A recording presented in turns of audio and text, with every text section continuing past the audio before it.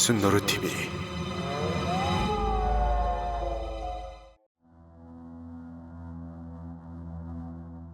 로어.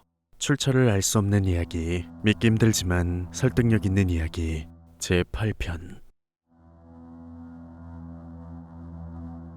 살아생전 주변 모든 사람들에게 괴짜라 불리던 한 예술가가 있었다. 그가 만드는 작품들은 하나같이 해괴하고 기괴해서 그의 작품을 좋아하는 사람보다는 혐오하는 사람들의 수가 더 많았다. 하지만 그는 자기 스스로의 예술성에 심취해 살았고 시간이 흐를수록 그 증세는 병적으로 더 깊어져 갈 뿐이었다고 한다. 그러던 어느 날 그는 마치 유서처럼 보이기도 하는 기분 나쁜 붉은 글씨들을 남기고 어디론가 사라졌는데, 그것을 발견한 예술가의 지인은 경찰에 실종 신고를 했고 경찰은 그 쪽지에 남겨져 있는 주소로 향했다고 한다. 도착해보니 그곳엔 한 낡은 오두막이 있었고 문은 안쪽에서 잠긴 건지 열리지 않았다고 한다. 하지만 집에는 불이 켜져 있었고 창문으로 보니 누군가가 의자에 앉아있는 것이 보였기에 경찰들은 강제로 오두막 문을 열었다고 한다. 문을 열자 집안에서는 황홀할 정도로 아름다운 냄새가 퍼져나왔고 거실엔 예술가로 추정되는 거대한 것이 의자에 앉아있었는데 경찰들은 그것을 보고 한동안 아무런 말도 할 수 없었다고 한다. 그곳은 다리가 달려있는 등 분명 사람의 형태를 하고 있었지만 팔과 머리는 없었고 그 자리엔 이름 모를 커다란 꽃이 피어 있었다고 한다. 그리고 몸통은 금방이라도 터질 것처럼 부자연스럽게 부풀어 있었다. 경찰은 그것을 수거해 감식관에게 맡겼는데 며칠 뒤 감식관이 보내온 결과 보고서를 보고 경찰은 이 사건을 어떻게 처리해야 할지 큰 고민에 빠졌다고 한다.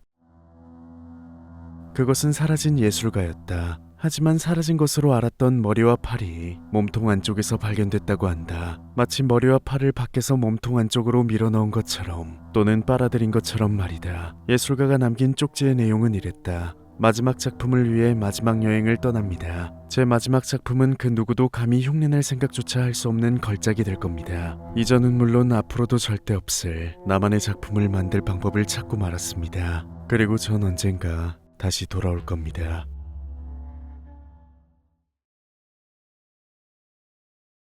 (4년이란) 시간 동안 7천만 명의 군인이 동원되었던 세계 1차 세계대전은 약 900만 명의 사상자를 내고서야 종식되었다. 그런데 이 지루하고 잔인한 전쟁에서 죽을 뻔한 고비를 수십 번씩이나 넘기고 겨우 살아 돌아온 한 가정의 가장인 군인이 있었다. 동료가 옆에서 지뢰를 밟고 폭사하는 순간에도 전투기에서 쏘아대는 총알 세례에서도 살아남아 소중한 가족의 품으로 돌아온 것이다. 하지만 그는 전쟁 트라우마로 인해 정신적으로 크게 고통받았고 병원에서 2년 넘게 치료를 받아야 했는데 다행히 사랑하는 아내와 두 딸의 응원 덕분에 트라우마마저도 이겨낼 수 있었다고 한다. 겨우 일상을 되찾은 그는 사랑하는 가족들과 함께 행복한 추억을 만들기 위해 해변이 아름다운 남미의 어딘가로 여행을 떠났다. 그는 가족들을 먼저 해변가로 보냈는데 행복하게 웃으며 그 순간을 즐기는 가족들을 바라보니 뭔가가 벅차올랐다고 한다. 그는 그 모습을 조금 더 눈에 담아두려고 잠깐 나무에 몸을 기댔는데 갑자기 그가 기대고 있던 나무에서 단단한 코코넛 열매가 떨어졌고 열매는 그의 머리에 정확히 떨어져 두개골을 부순 뒤 목숨을 빼앗아갔다고 한다.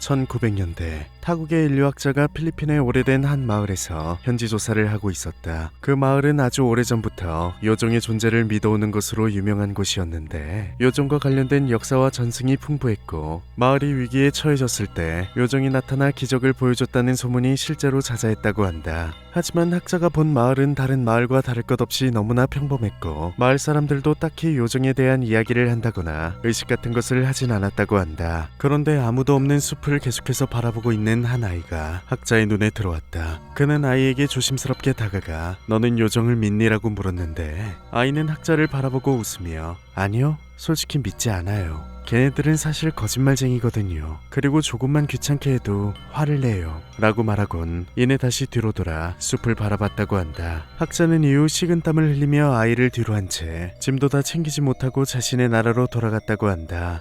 학자는 본 것이다. 찰나의 순간이었지만 웃고 있는 아이의 동공이 두 개로 갈라졌다가 다시 돌아오는 것을.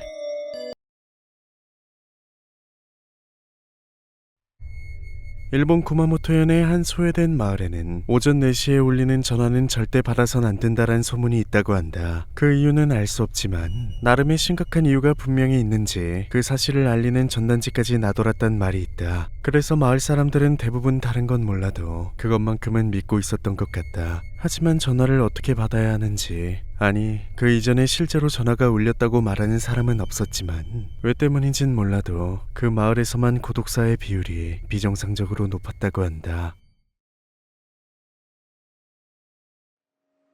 세계 최초로 북극해를 항해한 잠수함이자 세계 최초의 원자력 잠수함인 미군의 USS 노틸러스는 원자로 덕에 기존 잠수함들은 감히 갈 수 없었던 미지의 바닷속을 오랜 시간 동안 제한 없이 누릴 수 있었다. 노틸러스는 엄청난 크기에 걸맞게 장교 13명과 92명의 승조원이 승선할 수 있었으며 당시 그들은 노틸러스와 함께라면 그 어떤 존재가 와도 질 것 같지가 않다라 말하기도 했다. 그런데 이들은 노틸러스와 함께 작전을 수행하던 중 동시다발적으로 기묘한 경험을 한 적이 있다고 한다. 분명 밤 시간대에 자망을 하고 있었는데 갑자기 주변이 붉은빛으로 물들더니 신비하면서도 두려움이 느껴지는 형상이 노틸러스 앞에 나타났다고 한다. 이것은 약 2분간 나타났다가 갑자기 사라졌고 이를 목격한 승조원들은 자신이 무엇을 본 건지 정리할 수 없었다고 한다. 이후 그들은 자신이 본 것에 대해 이야기를 나누기 시작했는데 이상하게 같은 것을 봤음에도 불구하고 개개인이 말하는 그것의 모습은 너무나 달랐다. 어떤 이는 그것이 잠수복을 입고 빨간 촉수에 휘감긴 채 가만히 떠 있었다 했고 어떤 이는 촉수가 달린 거대한 빨간 해양 생물체를 봤다고 했다. 그런데 묘사는 조금씩 달랐지만 빨갛다와 기분 나쁜 촉수라는 것은 공통적이었기에 승조원들은 이후 그것을 심해의 탯줄이라 부르기로 했다 한다. 그들은 그날 밤 단체로 무엇을 본 것일까?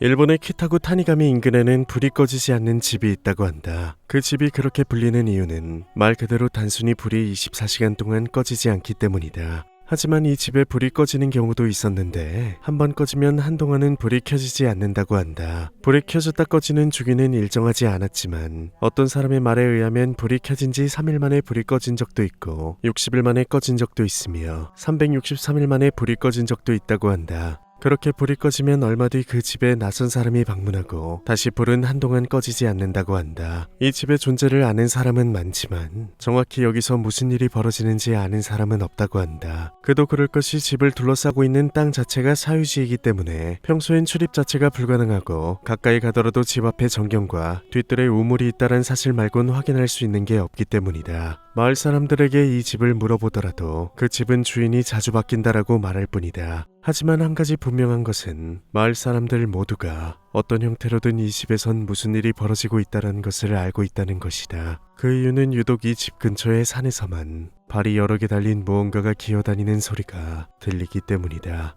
과연 이 집에는 어떤 비밀이 숨겨져 있는 것일까?